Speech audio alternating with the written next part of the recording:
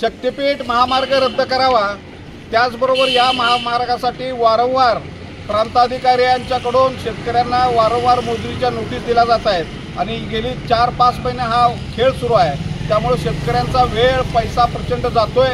त्यामुळे आज जसं प्रांताधिकारी मिरज यांना सर्व शेतकऱ्यांच्या वतीने निवेदन देण्यात आलेलं आहे की यापुढच्या काळात मोजणीच्या नोटीस आल्यास, शासकीय कर्मचारी मोजणीसाठी गावात आल्यास त्याचा आम्ही धिक्कार करू। मात्र अशा प्रकारच्या नोटिसा पुन्हा पाठवल्या तर या प्रांताधिकारी कार्यालयासमोर कोणत्याही क्षणी सामुदायिक आत्मदान केल्याशिवाय आम्ही स्वस्थ बसणार नाही। कारण का हा जो त्रास वारंवार शेतकऱ्यांना सुरू आहे, म्हणजे एकतर आमच्या जमिनी लुबाडून तुम्ही घेण्याचा धंदा सुरू आहे। मुख्यमंत्री देवेंद्र फडणवीसांनी हे संरक्षण बदलण्याचा सुतोवाच केलेला आहे आणि तरीसुद्धा जर प्रांताधिकारी वारंवार नोटिसा देत असतील तर आम्ही सामुदायिक आत्मदान करू, अशा पद्धतीचा इशारा, अशा पद्धतीचे निवेदन आज प्रांताधिकाऱ्यांना दिलेलं आहे।